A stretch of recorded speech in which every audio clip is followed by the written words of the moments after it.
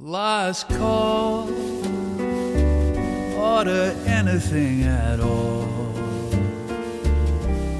Here's to you and yesterday.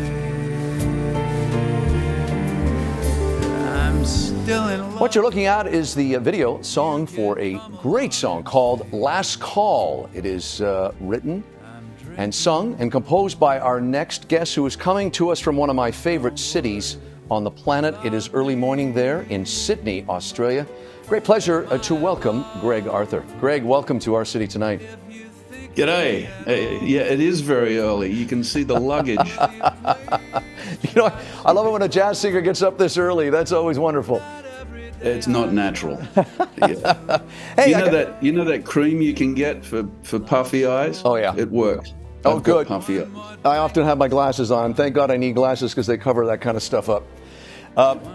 Hey, I got to mention, you've come to us in a roundabout way. I knew of you. I'd heard about you in Vegas. About 3 weeks ago, I was in Sydney, sitting in a cafe one day, and I see a two-page story in the Sydney Morning Herald on you, and I said, oh, that guy. Go back to my hotel, listen to your music, and I've been a fan ever since. So I want to talk about the stuff you do. You know you're doing something right when a guy like Tony Bennett says, and I quote, "I love the way you sing. You have a fan in me, and the way you phrase, it is perfect." Talk about your early days where you took lessons and guidance and had some wonderful mentors early on that led you to find your voice, which is very much uniquely yours. Thank you. That's lovely to hear that. Thank you. Yeah, I had a great vocal teacher named Don Graydon, and he taught a lot of very good Australian singers. And he was a tenor, I think, early on, and sang at Covent Garden and all sorts of prestigious places. And a wonderful teacher with the grounding of classical music, operatic training. So I can hold a note. You know, it's interesting, Stu, because you did a lot of stage work in your younger days, and one of the things I've been struck by listening to your music, whether it's you doing classic jazz standards or your own music like we just played, you have a great understanding of the movements of an orchestra. The orchestra is there to really support you, but you also do great standards, but you have an ability to make them your own without taking away the integrity of the original songwriter's intent. Walk us through the balance that you've clearly perfected when you're doing songs like Nature Boy or The Way You Look Tonight. Great stuff.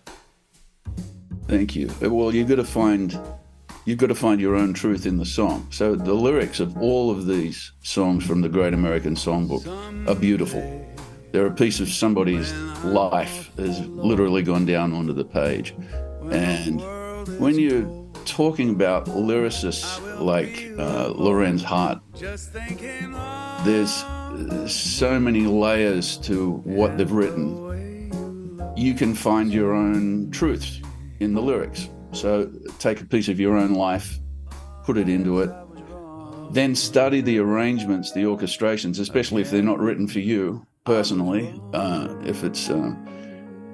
If it's something that's been written for Sinatra or Nat King Cole and you're getting up in front of an orchestra and you're going to sing this, wow, yeah, you've got to find your own way through it. You've got to weave through that beautiful arrangement, pick out the places where you can be original and not try to ride on the shoulders of giants too much.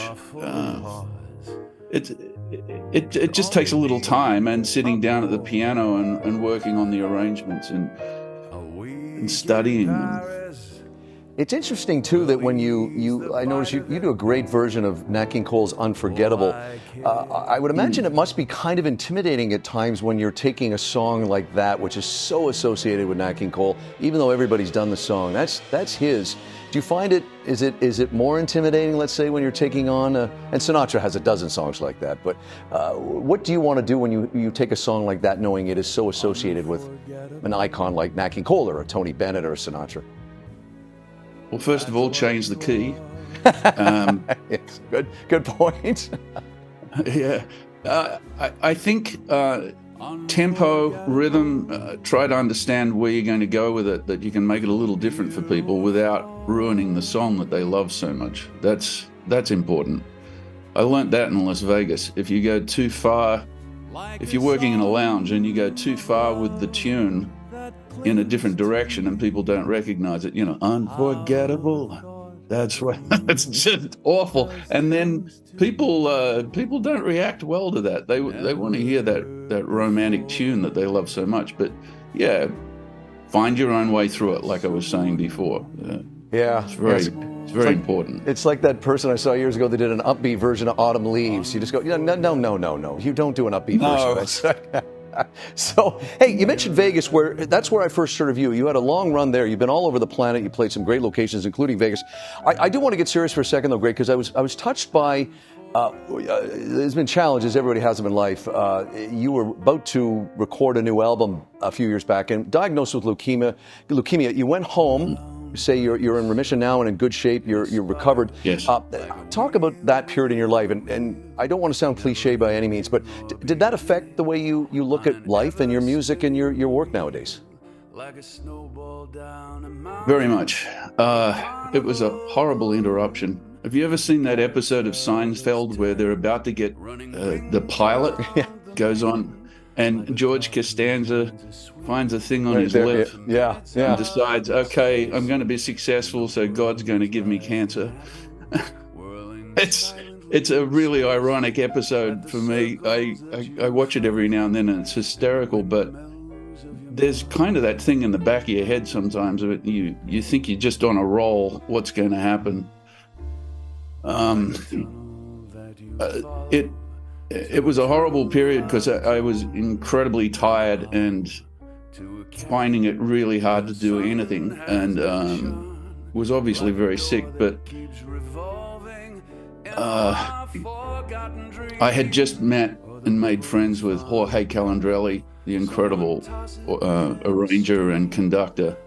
I was doing gigs with Brad Garrett at his club in Las Vegas, having so much fun working with such a funny man, and then singing jazz later at night after the comedians had got off stage. And Brad's a huge fan of jazz. He's a friend of Chris Boddy, and Brad plays drums every now and then. I was working with Tom Rainier at Herb Albert's jazz club up in Bel Air, and I was really on a roll. But sometimes things happen that make you stronger. And I'm well now. That's why I'm happy to talk about that period. I didn't talk about it at all while I was sick. I don't like that. I didn't want that to identify who I was. So I kept it to myself, but I'm well now, and very, very grateful. And I'm going to get back out there and hopefully come and visit you guys and work in Canada again. I love it over there.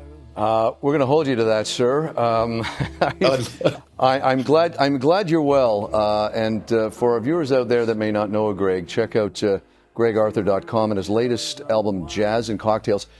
Lots of stuff to view on YouTube and on his website. And as I said, wonderful, wonderful singer. Sir, you really have mastered that art. It's been a great pleasure to talk to you. And yes, we look forward to seeing you here in Vancouver. Greg, thanks for joining us. And I want to shout out to Lionel, who's a big help, your PR people on the other side of the planet where you are. Lionel Medford.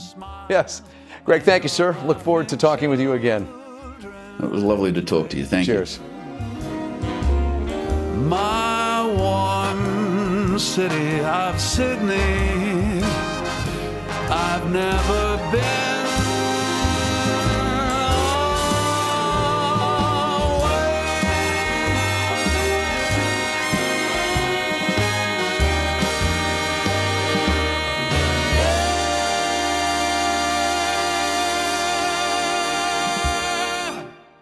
Oh man, that was fun.